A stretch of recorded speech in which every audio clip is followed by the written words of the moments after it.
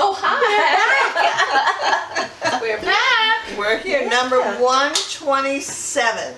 Okay. That's where we're at. 27. 127. 127. Who knew that we would get this far? Well, I have a quick banter if you don't mind. Oh, So tell you. No, I don't mind, and I have one too. Go ahead. okay. I Do you have wanna one go? I have one as well. Well, but mine go is just a funny story from what happened last night. So, you know, I still have my forever rescue dog, Flower. Yes. Still in the house, right? She's gonna always stay. Yeah. And but she's not good with other animals. So in the morning, I take her out, and she does her business. And I was letting her back in, and my chickens weren't out yet because they come out later. And I see her in the run, and usually the run is all locked up. And I said, how did you get in there? And my daughter put the chickens to bed last night. I said, oh, maybe she left the door open.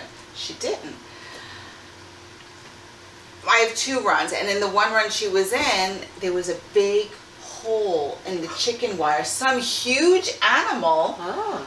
in the middle of the night ripped open a Oh my side of the God. chicken. Now it was in the corner of the run that I likely would not have seen it had I opened up the chickens. And so I would let the chickens out, and they would have come in. They could have gone right out. So in a way, my I God. say Flowers saved the chickens this morning. Right, but right, now yeah. we got to figure out who. Yeah. Who, It was what probably that- a raccoon. I think it was a big Were raccoon. they endangered, the chickens? No, no, because my chickens are in a really solidly built coop. Like if you Right, ever right. have chickens, really invest. I can't stress it. Don't buy these cheap coops off of Amazon. Raccoons can break into them like crazy. Yeah. Invest in a decent wooden coop. Mine is made like an Amish built coop. Okay. Nothing's getting in there. So they were in there. Okay. But I mean, I've kept chickens for 6 years. Yeah. So And I I have never a had question this then, happen. because I'm trying to envision it. So the run is something fenced in that leads to the coop. Yes, I have Okay. 2. They're perpendicular. That one is made out of metal, completely that I bought. You know, the other one is something my husband made. It's a big, tall wood frame surrounded by chicken wire. Not the most solid, but it's not really meant to be their main run. You know, when Right. I used it mostly as like an extra, right? But they got in there. Wow. It's crazy. So That is, yeah. Anyways, so Flower saved the day. Good There you for are. Flower. Good for her. Yeah. Awesome. And what was Yeah, you? so, well, I'm going to say marshmallows. Oh. So I don't like marshmallows. I I'm not do. a marshmallow person. You don't like Peeps or anything? But I was reading recently, no, I don't like Peeps at all. I don't like s'mores. I'm not really like a marshmallow person. I think of you so differently Maybe now. when I was a kid, maybe I would put a marshmallow in my hot chocolate. Yeah. But most of the times I liked a little bit of vanilla ice cream in there or whipped cream instead. So anyway, I recently found out that marshmallows is a plant. Yes. I didn't Marshmallows know. used to be made out of marshmallows. That's why out of the sap from Yes. the root of the marshmallow plant, the French did it in the early 1800s. And they would take the sap from the root and they would mix it with sugar and something else. I have it written down in there, but I don't want to get up. Marshmallow is very medicinal as well. And then they stopped. And now the face cream that I just bought has marshmallow in it. Yeah. Wow. Yeah, it's very good for inflammation, and it could reduce like redness and. Okay, you got marshmallows. So anyway, so I just ordered 2 marshmallow plants because now I want to grow them. They kind of remind me, they grow like a stalk. They're Yes. very high. They could be like 5 or 6 feet tall, and they get white flowers on it. Kind of reminds me of a bit of gladiolas, with the flowers going Yeah, I up can the see stem. that. Yeah, You know, okay. not exactly, Yeah, yeah. but that's what it puts them on.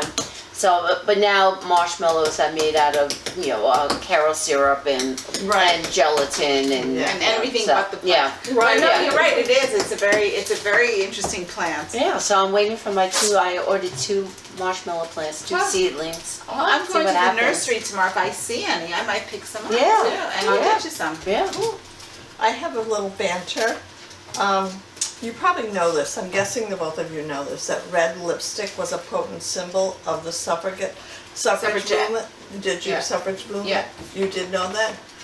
I did not know. I thought it was interesting. In defiance of, in the 1910s, particularly during New York marches where it was worn to signify strength, courage, and the fight for the vote.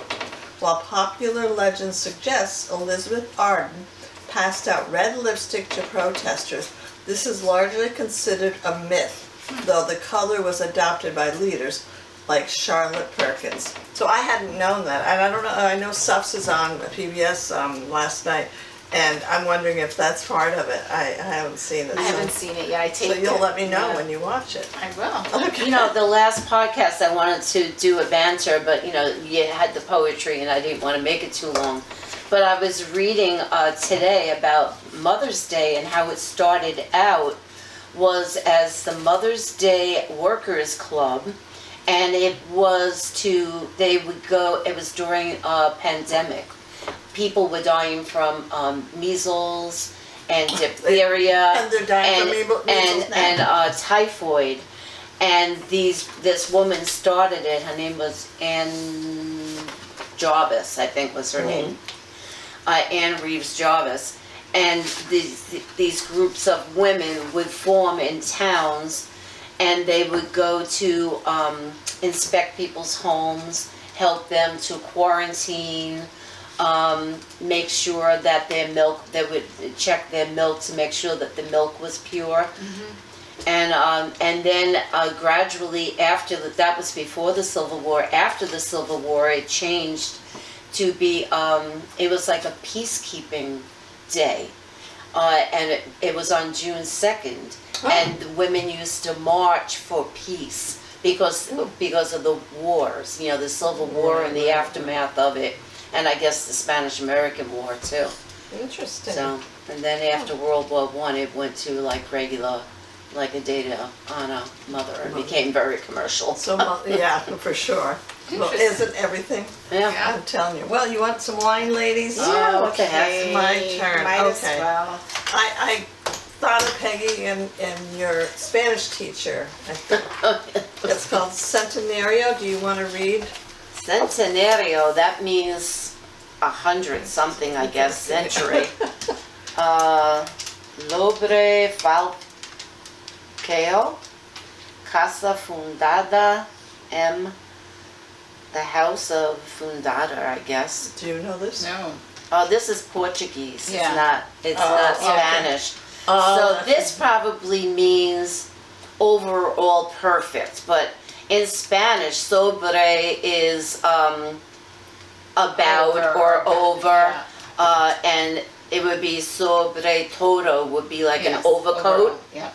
and this must mean it would be perfecto, so probably maybe overall perfect or perfect. Well, let's be the judge. Yeah, I don't know. Let's see. You want me to pour it while you talk about it, or you got it? I got it. Thank Oh, you. another red. Well, I'm concerned after the last one. We do these podcasts too, Thank you. back to back. So now Nice it's going to color. compare with the one we just had before, which we all Just a little loved. bit. That's enough for me. Thank you. Which we love. The other one was really good. Yeah, it was very good. Not to live up to Carol. I know. What else is new? No, this smells good. It does so far, and the color looks very nice. Mhm. It's like plum. It's got good This one, legs. like purplely plum. I'm such an idiot. I'm like, where's my wine glass? And I'm like, oh, That's like when I'm on the phone sometimes. I'm I like, say, where where is is my phone? okay. All right, so let's cheer. Okay. All right. Well, first of all, Oh yes, yes. this is from an illegal vineyard. That's what they called it. There's a patch of ancient vines, 100 plus years old, on Jose's estate that bureaucrats argue is illegal to be labeled as Tejo, T-E-J-O, don't know. T-E-J-O. Tejo. Tejo, okay. Because the vines are planted among equally old olive trees. That's simply the way farmers used to Oh, this should be plant out interesting. their land a century back. Jose is adamant he won't change that, and the wine tastes all the better for it. All So right, anyway, let's see. so it That does is sound intriguing. one of the finest Portuguese red wines they've ever offered, crafted at the famous Quinto de la Casa Branco Where are you reading? with I'm sorry. Oh, the White Quinta House. de Quinta do Casal Branco. Okay, with grapes from a century-old illegal vineyard. That's the house of It's, Castel Quinta. Branco. There's Quinta also could be a house Right. or a room. okay, so it's supremely elegant and complex. It's full-bodied red wine with red plum.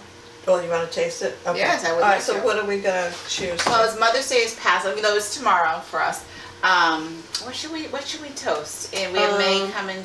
Well, we have Memorial Day, Yeah. the beginning of the official, unofficial beginning I'd of like summer. to do All right. Memorial Day to All right, okay. to those Yeah. who are in service. Yes. Thank Yeah. you, and who served us. Yeah. Yes. Thank you. Okay.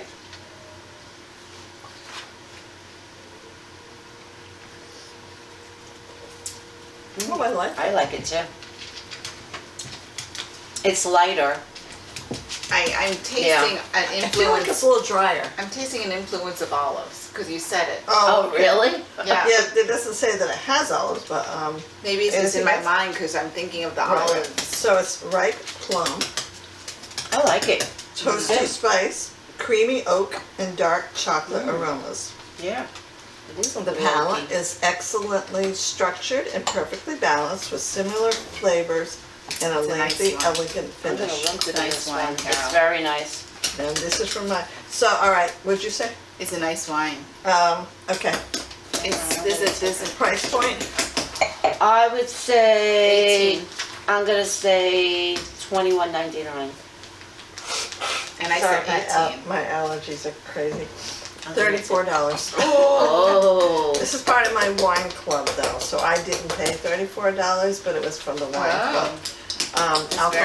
Alcohol content? Oh god, it feels very heavy. So I'm thinking it's. I mean, it tastes very heavy. I'm gonna say 13.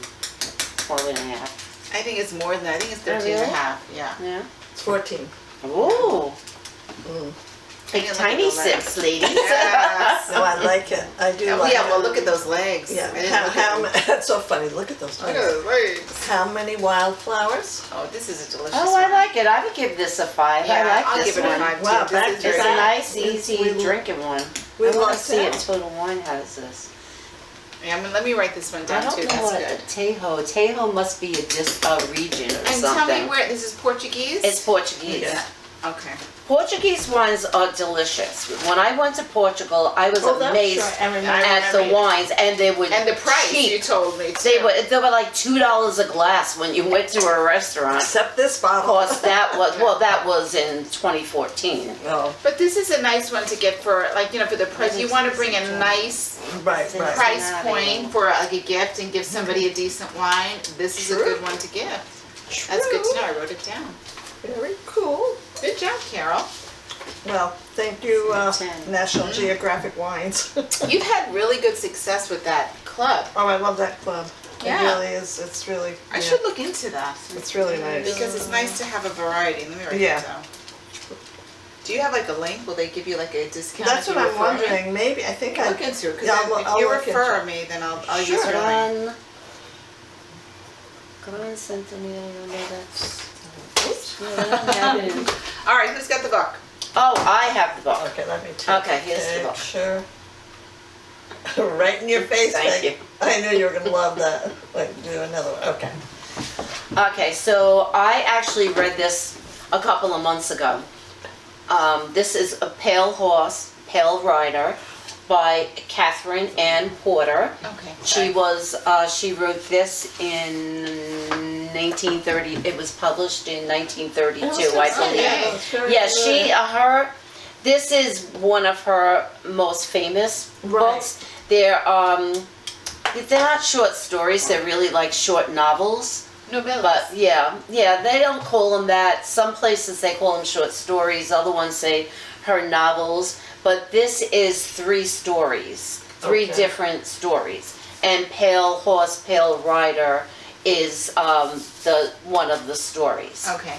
And another famous book that she has, you probably are familiar with the movie, even though I don't think I've ever seen it, is Ship of Fools. Oh, right, yes. She I've heard wrote of Ship that. of Oh, Fools. I I'm sorry, thought I don't that was, think I've what's read her face? I thought that was a different author. No, it was her. So Oh, that's she so sounded like interesting. she was an amazing person. I started reading a little bit about her today, but I just ordered her collection of short stories. So you must like her writing. Yes, I Okay. love her writing. Yay.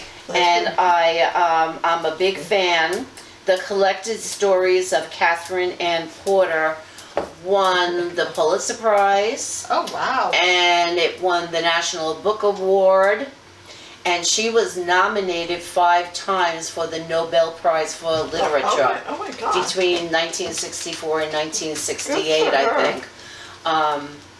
So anyway, she died when she was 90 years old Oh, in good. God bless 1980. her. She was born in 1890. Wow.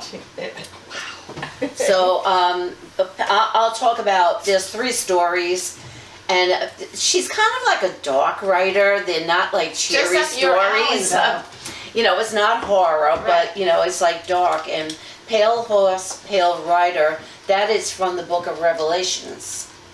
And it's like death. It's a reference to death coming to, collect souls and bring them to hell sometimes. Is that a Native American theme in this one? Uh, Because I know the Pale Horse and the Native Americans, that the Pale Horse will come for you. Yeah, no, it's actually from Revelations, from the Okay. book of Revelations in the It Bible. could be both. It could be. So, I mean, I'm sure that they do that.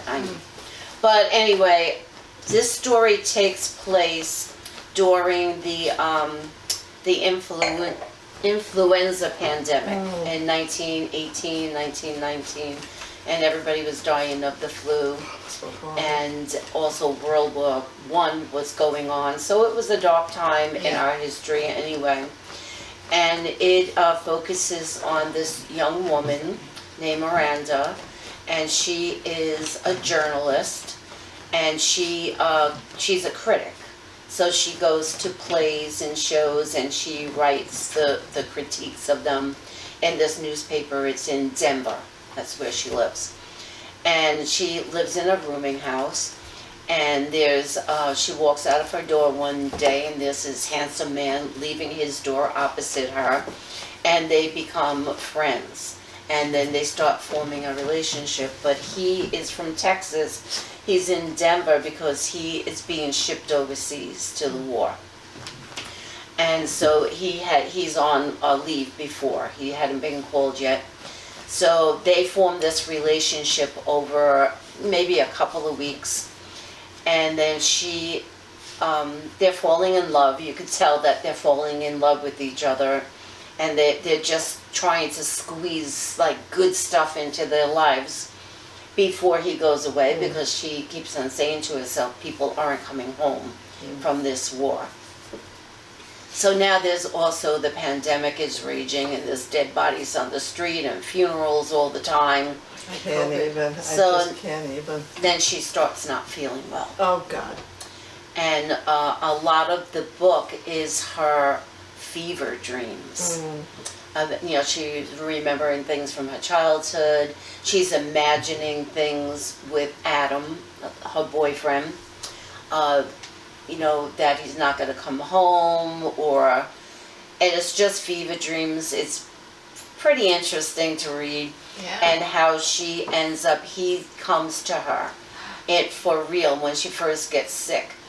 The rooming house lady wants to throw her out onto the street, and he tells her, no, you're not, we're waiting for an ambulance, but it could take days, because there weren't rooms in hospitals, there were no ambulances, people were like dying in droves. And he sat with her for days. He went and got her medicine, and he was trying to help her get through it, and she is like having these horrible dreams too. And he leaves to go get her something, and while he's gone, the ambulance comes and takes her away. Oh. So now she's worried about him, and plus she's delirious. And she's saying, where is Adam? Where is Adam? They're saying, oh yeah, he'll come. They thought that she was just making it up. Yeah. So anyway, I'm not going to tell you, the whole thing, but it's her writing.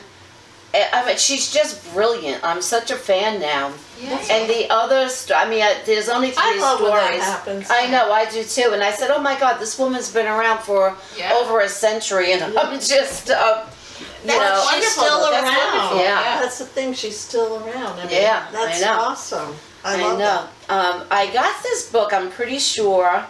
Yeah, it was, Theodore sells some bargain books now. And it was a bargain book. I got it for a couple of bucks. You remember the black line we used to put on the book? So I'm so glad I picked it up, because when I saw it, I said, I know this title, and I know this is like a famous book, Right. but I didn't know anything else about it. So I said, let me pick it up. This is probably 8 months ago I did that. Oh, okay. And it's been on my bookshelf. And then I picked it up, I think I read this in February or something, and I said, oh, let me read this. And it was one of those books that I just went through very quickly. So I was rereading it since yesterday, because I said, my brain doesn't work the way it used to, and I forget things, right after I read it. I said, oh, yeah. So I had to refresh myself. And the other, one of the other stories is called Noon Wine. Noon Wine. Oh, nice. And it takes place in, I think it's in Texas. Yeah, I'm pretty sure it's in Texas. And it's a dairy farmer and his wife and their 2 sons. And this man shows up one day, and he's looking for a job, and he's very odd, and he barely speaks, and he doesn't make eye contact. And the dairy farmer is saying, well, I can't really pay you, And then they come to an agreement. This guy says, I work very hard. He was Scandinavian, so he had an accent, and his English was broken. I work very hard. And they come to this agreement where he would get $7, like, I don't even think it was a week. Right. It was like probably a month or so. And plus he could live there and have dinner with them. He lived in the barn, but he had dinner with them every night. And he played harmonicas, and he collected harmonicas. Well, that's cool. And then he was there for 9 years, and this other man shows up, Mr. Hatch, a stranger.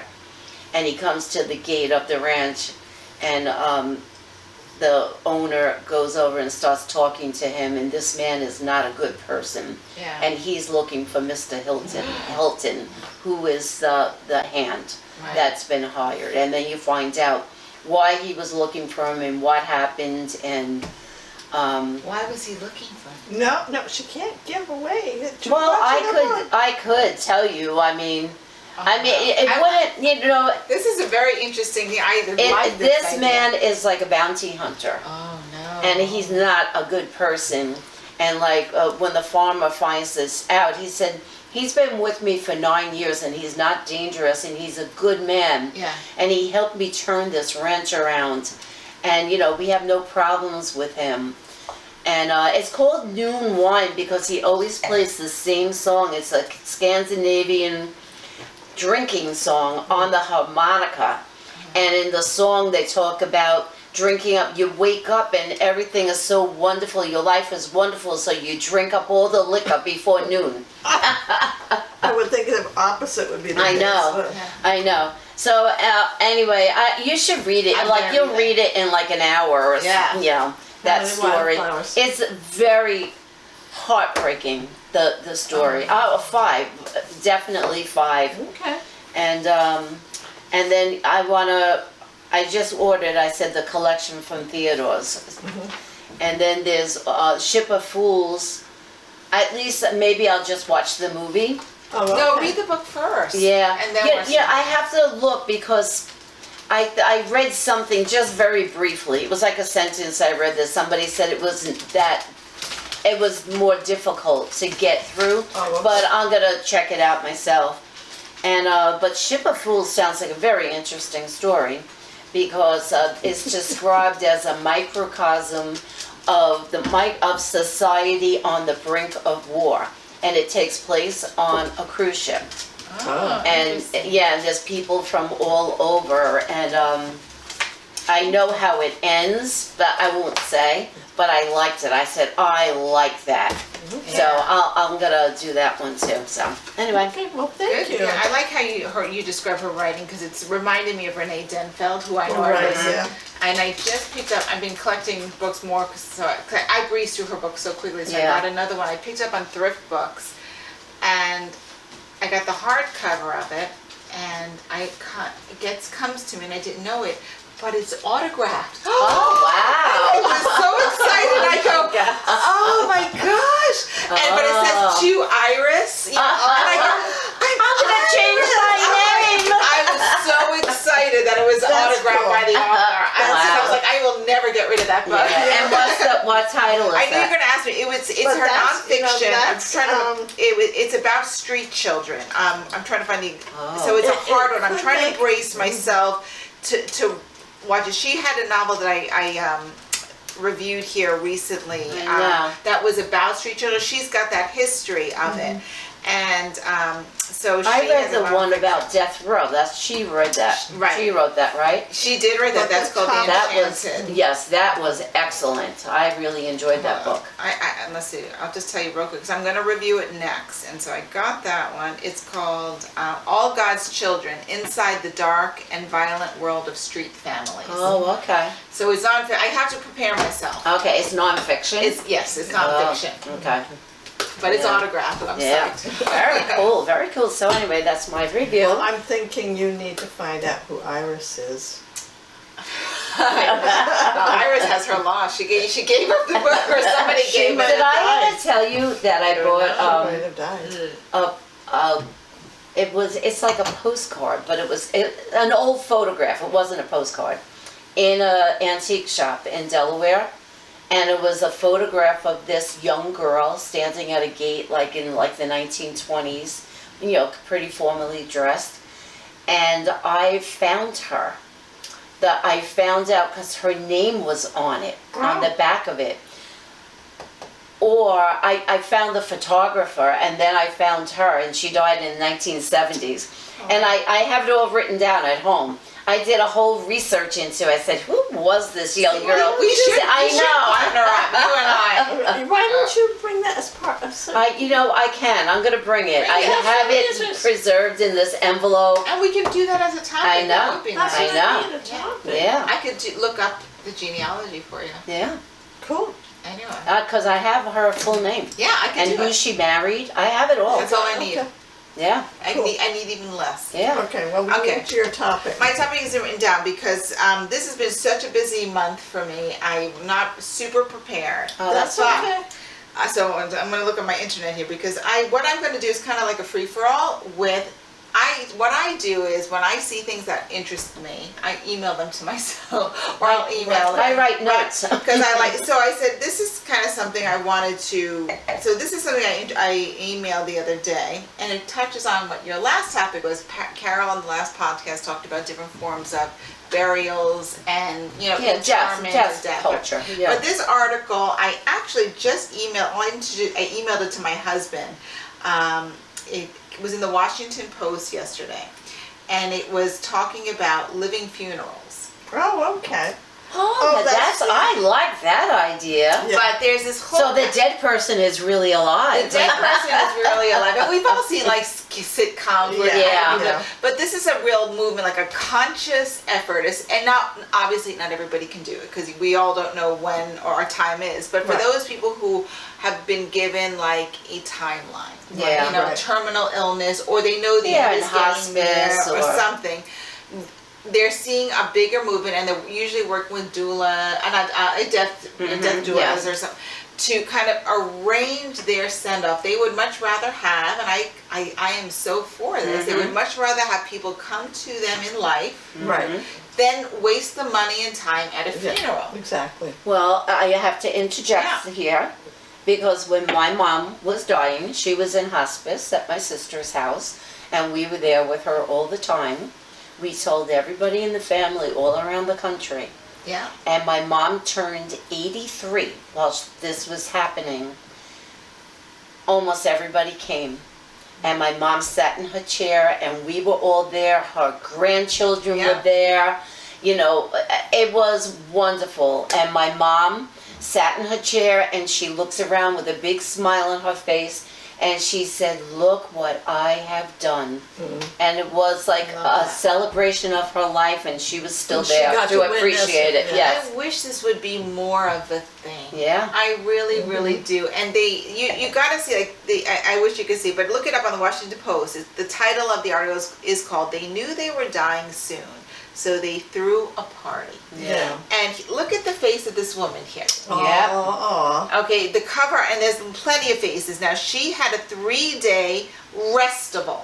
Wow. Okay, arrestable. So look at her. They're having just fun. So it was a 3-day party where she announced to friends and family, or just look at the smile on her face. Yeah. Where it looks like something probably in her backyard or somebody's backyard, like a tent. Just like everybody's in colorful clothes, music, food, some drinks or whatever, and just people coming and going and doing. Now that's one form. That was in Grace and Frankie, where they had a friend who knew she actually committed suicide. That's wonderful. Oh. But she drank a certain poison or whatever. But she had a party beforehand, and it was great. It was a celebration because she was sick. Yes. It wasn't like she just wanted to commit Right, suicide. no. She was sick, and so she wanted to control when she was going to go, which I Well, get. I get. Well, this is for people like they're not gonna.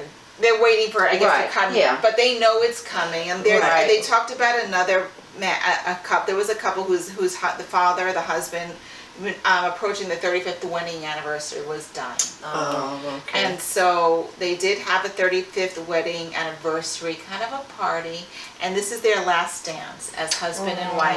And they got all dressed up. You should see they're in the finest suits. His wife is in a gorgeous gown. I see their daughter and granddaughter. Yeah, and they just had a party with all of their friends and family there. And I think it's not only a gift for those who are leaving, but a gift for those who are staying. Right. Like right. you know that you can say what you need to say. Right.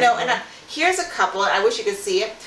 The husband here is dying. He's a young man, you could see. Yeah. And what they're doing, he's walking the red carpet. They rented a theater. And all of the friends and family got all dressed up as if they were celebrities and paparazzi, and lined the red carpet to see him and his beautiful wife all dressed up, walk the red carpet, go into the theater where what awaited them? A movie of his life and accomplishments. That's awesome. And everybody could sit there and see that. I'm curious, like if they sent out invitations, if they said on the invitation, "This is a joyful event. Please." Oh, I'm sure. You know what Yeah. I mean? Instead of like, "Oh, Yeah, make it's it a joyful, but it's sad too. I'm sure people, cry when they see the pictures and they Well, share their yeah. memories and. And everybody grieves differently. Some people, like you could see, this woman is the original woman. I mean, the Yeah. smile on her is infectious. But it's like some people might not be super bothered and might actually be touched if somebody Right. has an emotion, where some other people might Yeah. not want. Right. But Right. I still think Good to take that chance. Yeah. right. It's good to take the chance, and I think it would be lovely to have that. I think I would love that if Oh, absolutely. that opportunity. I to would do that. the song list for mine. Yes. Right? I would have karaoke. Yeah. Oh, okay. Well, you wouldn't want me to sing. Oh but- yeah, I would. Yeah, and dancing and I would call like a Justiful. We'll have comedy. Like I would be like really great. I think it would be so much fun Right, to do, right. and I would love anybody to show up. Right. I don't right. care who. It would Yeah. be really nice. No, I wouldn't. It would be nice. I know, it was, my mom was so touched because, we have, people in Texas and California and Chicago and Florida. I mean, from all over. Her grandkids came and, all of my siblings. Some of them stayed at my house, some of them stayed in hotels, and it probably was a great blessing for them too, because it relieves the pressure. I mean, what's the point of traveling from California When they're dead. When they're dead. and that's exactly why that's why we told them. Yes. Say, Grandma is in hospice, she is dying, if you want to see her while she's still alive. Right. And they all came, we decided to have a birthday party for her 83rd birthday, and everybody came at that time. I have to get the pictures and show you, it really was so joyful, and everybody got to say goodbye to, you know. Yeah. And it doesn't My have mom. to be tied to a birthday either. No, it could be a no, half yeah. birthday. It could be an unbirthday. Her birthday It just could happened to be anything. happening then. Right. It could just be a reason. And I thought, oh, I just love that celebration. And maybe because I've known that there's a lot of death going on lately that I'm aware of. And it's just, I hear different stories like, Yeah. I just want to see that. When you're really at the end of your life, Yeah. everybody is different, right? Now, some Yeah. people may not want to have a whole Right, bunch of right. visitors. Yeah. Right? Or maybe they don't have a lot of people in their life. Or they, either. Yeah. it could be, right? But for those people who, like you could tell these people did have people. Yeah. Right, Like, right. I really respect their choice that while they were still able Mm-hmm. and not at the end of their life. Because Uh-huh. you get it, you at that very end for the you probably just want to be with Yeah. your Yeah. closest, and you don't want random people By stopping then, by. your body has shut down. You're Exactly. not eating, and you're sleeping most of the time. Exactly. You just want to be with someone trusted, Right, right. but while you still can, and Right. you know what's going to happen, Right. Right, right. let's just have a party. Yeah, we Right. had it. My Yeah. mom's birthday was February 13th, and she died on March 30th. Yes, Because I used to always think it was your birthday. Oh, I yeah. always used to get confused with that. So, she was still, getting up every day and sitting down. I mean, she was very little and skinny, and Yeah, she was. but Okay. but it was Well, that's a great that's idea. great. It is Yeah. a good idea. Well, that was one. Now I don't know if we have time, but I have another one. Just a or no? Sure. No. That's let's save it because I'll save it for next time because that's a good way to end because it's not related and Oh, I think all right. it's. Okay. I Well, think do you it's want to good. pick something from the basket? Yeah, let's do that. Oh, okay.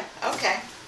I mean, The basket case. We're getting low. We're gonna have to add to it now. Okay. Just to and it finish could up be, our topic. could be something that we've already done too. Could be. Oh. If you- Where were you on 9/11? Oh, Huh? I was at Borders. In where? In In Syosset? Syosset. I was the manager of that building. And were you at work already? I was at work already. And Gina, right. our Gina, she came in. She was late every day. So wait, they didn't close Borders? Oh, no. Okay. Gina came in. She was always late. And she was supposed to be there at 8 o'clock or something. I don't know. And she came in and she said, a plane just crashed into the World Trade Center. So I said, oh my God, what kind of idiot didn't see that building? Because I thought it was probably a little prop Well, everybody plane. did. Right. Nobody knew what it was. And then we kind of joked about it a little, and then she went back in the stock room to get ready. She used to shelving kids. And then one of the guys from the stock room came out and said, a second plane just hit the other tower. So then we all said, holy shit. So then we started finding out what was going on, and Borders would not let us close. And a lot of the people who were there had family who worked in the city, and Jessica Chawton from Syosset Library, her dad was in that building, and she was working in the cafe, and she couldn't get in touch with him. Oh gosh, yeah. And then finally, later on in the afternoon, hours later, because she was so upset, he walked in the building and she screamed, Daddy! And threw herself, she was sobbing and he was sobbing. It was, and they wouldn't let us close. It was around, I guess around 5 or 6 o'clock, they finally said, that you can close, send people home. Oh my gosh. And Carol, I knew, was in the city. Well, I was on Long Island Railroad, and the conductor over the sound system said, oh my God, there's smoke coming out of one of the twin towers.